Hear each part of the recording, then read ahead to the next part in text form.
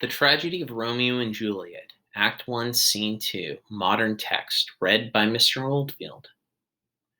Capulet enters with Count Paris, followed by Peter, a servant.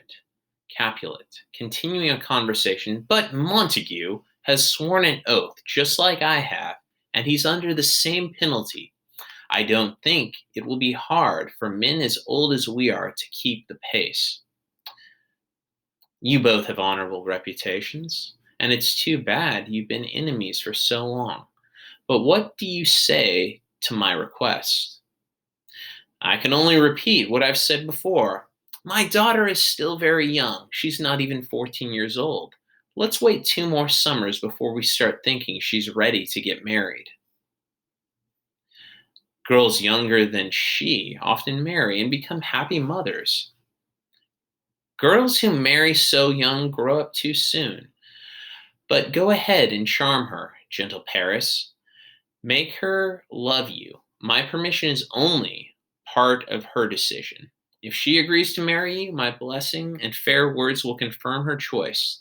Tonight, I'm having a feast that we've celebrated for many years, and I've invited many of my closest friends, and I'd like to welcome you and add you to the guest list at my humble house tonight. You can expect to see dazzling stars that walk on the ground and light the sky from below. You'll be delighted by young women as fresh as spring flowers. Look at anyone you like and choose whatever woman seems best to you. Once you see a lot of girls, you might not think my daughter's the best anymore. Come along with me. To Peter, handing him a paper. Go, little fellow. Walk all around Verona. Find the people on this list and tell them they're welcome at my house tonight. Capulet and Paris exit. Peter. Find these people whose names are on this list. It is written that shoemakers and tailors should play with each other's tools, that fishermen should play with paints, and painters should play with the fishing nets. But I've been sent to find the people whose names are written on this list, and I can't read. I'll never find them on my own. I've got to find somebody who knows how to read to help me. But here come some people right in the nick of time. Benvolio and Romeo enter. To Romeo. Come on, man. You can put out one fire by starting another. A new pain will make the one you already have seem less. If you make yourself dizzy, you can cure yourself by spinning back around in the opposite direction. A new grief will put the old one out of your mind.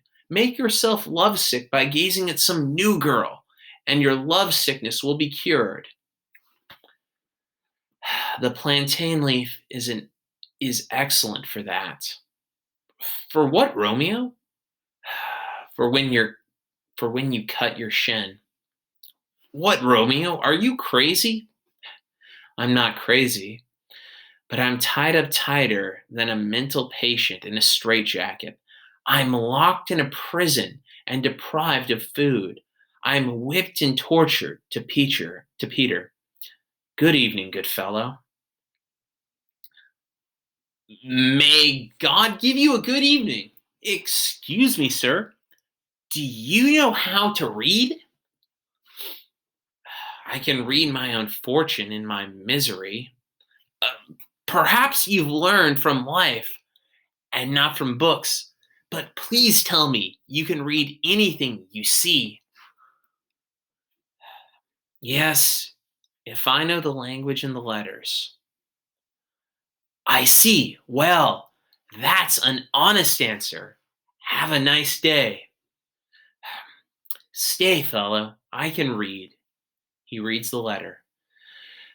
Signor Martino and his wife and daughters, Count Anselm and his beautiful sisters, Vitruvio's widow, Signor Placentio and his lovely nieces, Mercutio and his brother Valentine, my uncle Capulet and his wife and daughters, my fair niece Rosaline and Livia, Signor Valentino and his cousin Tybalt, Lucio and lively Helena.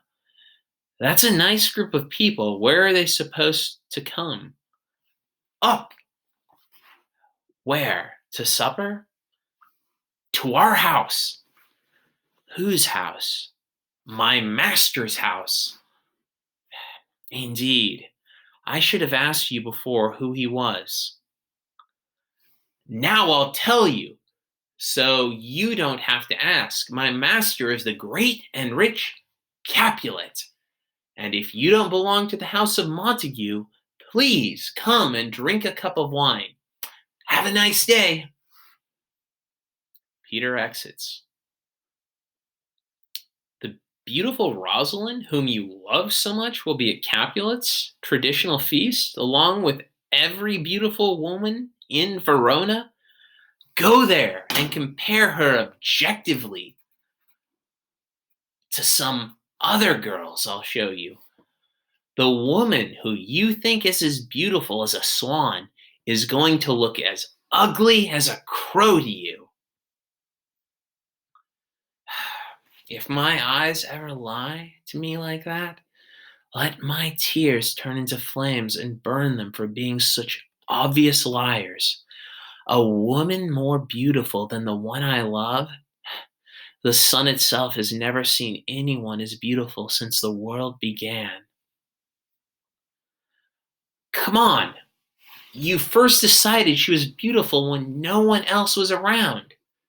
There was no one to compare her to except herself. But let your eyes compare her to another beautiful woman who I'll show you at the feast, and you won't think she's the best anymore. I'll go with you, not because I think you'll show me anything better, but so I can see the woman I love. They exit.